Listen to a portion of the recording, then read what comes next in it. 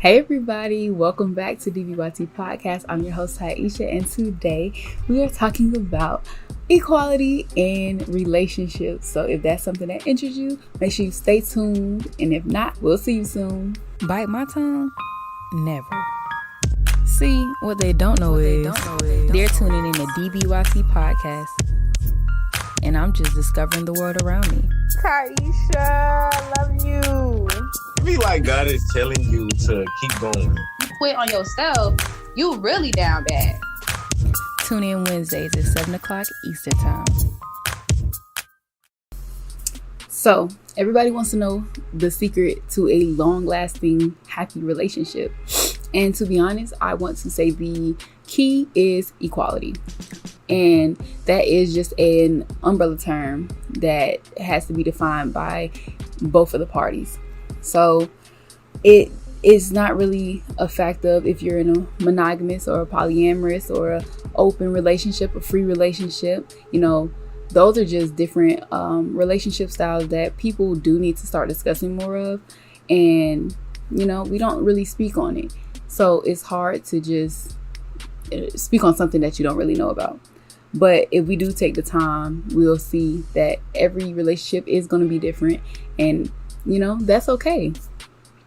So my first question for you guys is, how would you describe the perfect romantic relationship or the most ideal relationship that you'd want to see yourself in? We're going to get back to that question by the end, but I want to speak on the fact that, like, real life examples, like Nick Cannon and most of you guys' fathers. So it's the thing of, let's go with Nick Cannon first instead of y'all daddies, because I don't know y'all daddies personally. I don't know Nick Cannon personally, but he got a lot of his info on the web. So he has a lot of baby mamas as of recently. But the thing about Nick is that the women that he is impregnating and, you know, creating life with have an understanding. Now, to a lot of people, this is like a taboo idea where it's like, why in the world are all these women getting pregnant by this man? And you can't just look at this like it's a regular relationship, because he's not in a relationship with these women, but he does have an agreement with these women. They have an understanding with each other where it's, as long as our kids are taken care of, we're good. Those are the terms and conditions to their bond, to their relationship. And just because you don't agree with it doesn't make it right or wrong. It just makes it, this is what this is for them compared to what something else is for you. Because if you think about it, like he said in an interview with the Women of Wildin' Out, I want to say, and he was talking about how he tried monogamy and it didn't work for him. So instead of cheating and, you know, stepping out, this is what he wants to do. And it's not bad. It's not like he's marrying all of them or trying to deceive them. They are really aware. And if they wasn't, now they are. You know what I mean? So I think that it's good that he's stepping in his truth, because why restrain yourself or restrict yourself from living the life that you're supposed to live just to meet the needs of societal terms? You know what I mean? So if you have to try polyamory or a free or open or any other type of relationship to see if that is more well suited for you, who's going to stop you? Like, let's think about it. Who's going to stop you for real? Nobody. Like, you know what? On that same note, let's just not be mad at Nick because he can and is able to do these things, unlike a lot of our fathers. They just go out and have hood twins and call it a day multiple times throughout the years. Now you got 12, 13, 14 siblings, and you're like, what? You got a lot of, and he can't even take care of y'all, but y'all love him anyway. And that's good for y'all. Let me get off y'all top. All right, let's get into this. So I have a few components that I want to talk about that will make, you know, a relationship lasting. So the first one is compromise. So in compromise, you want to make sure that you are making decisions together, whether that's going where to go out to eat, where to go on vacation, where to go shopping, whose family house are y'all going to for this holiday. Like, compromise, you know what I mean? And the thing about it is, especially if you are trying a new relationship style, you want to make sure that if you are allowed to do something, your partner is allowed to do it too. If you aren't okay with, extending that same, that same idea to your partner, don't even bring it up, because that will be the next thing. It's like, oh, well, I'm gonna have a girlfriend, but you just with me. If she doesn't agree to that, that's a no-go. Now, there is a type, I think it's a open-ended relationship or something like that, and I'm gonna find out later, I promise.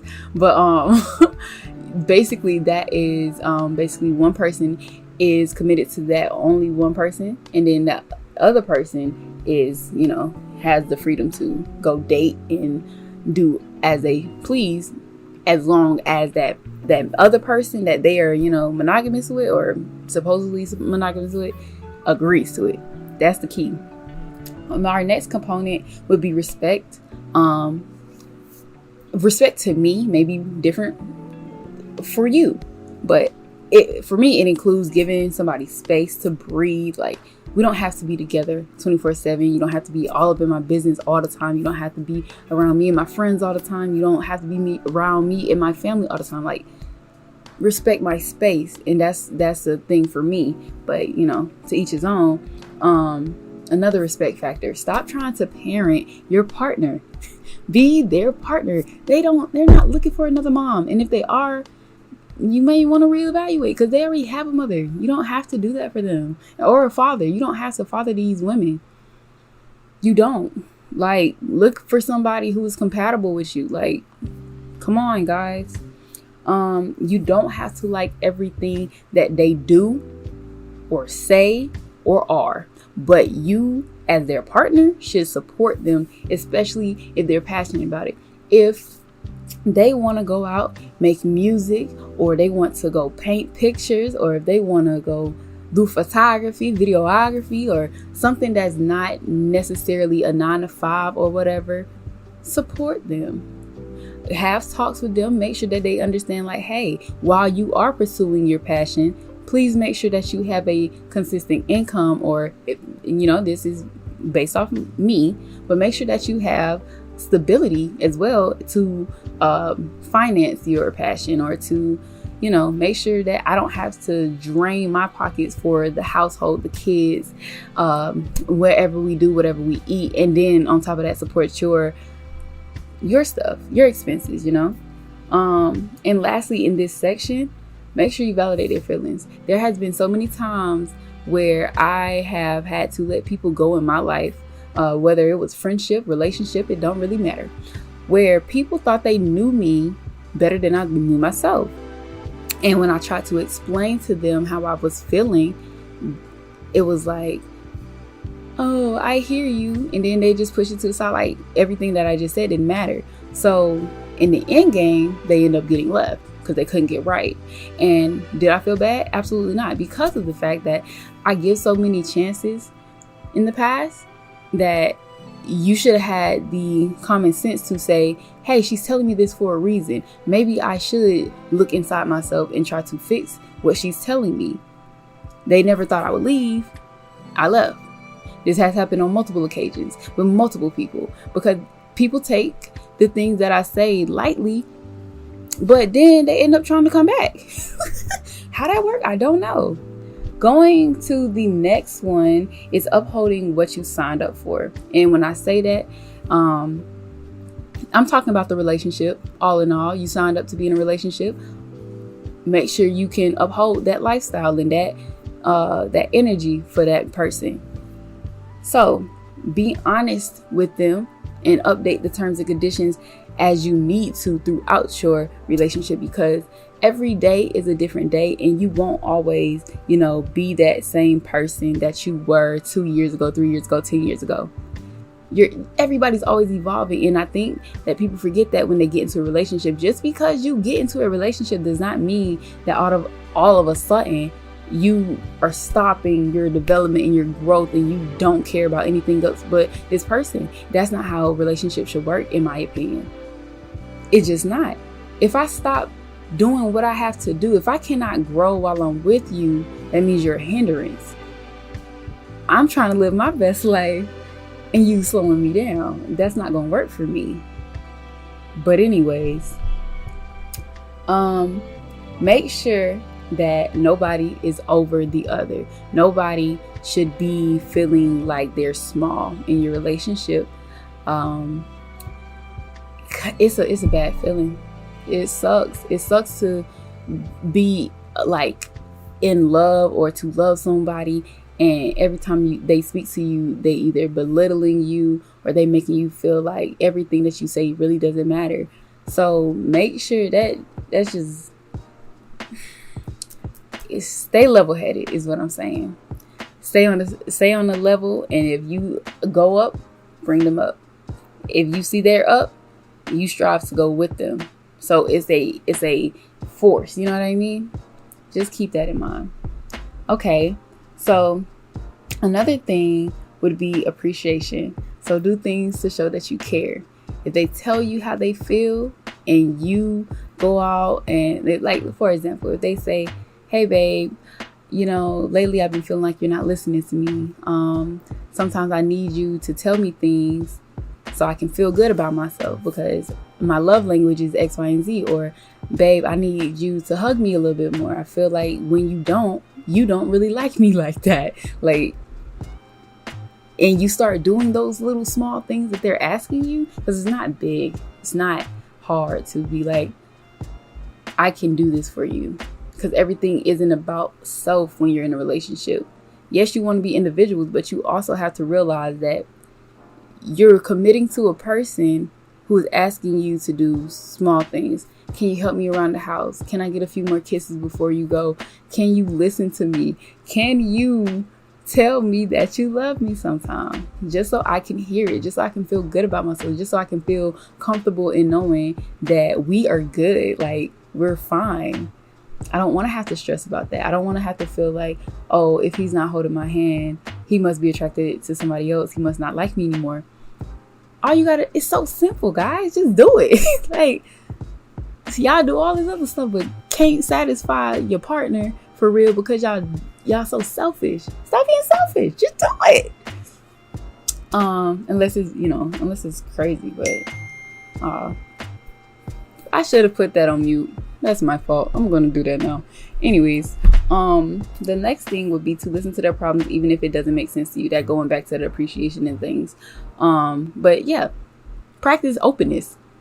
Be open-minded. Stop thinking that just because you think it makes it true. Baby, it's not. Yes, you're going to have opinions. Yes, you're going to have opposing ideas. Everything that y'all talk about or do together is not going to be each other's favorite thing in the world. It's not. But that is the compromise part that you have to include in your relationship in order to make it work. Everything is not going to be easy. Everything is not going to be handed to you. Everything is not going to be a fairy tale. Being with somebody that you love is hard work, because if it was easy, everybody would do it. That's all I have to say on that part.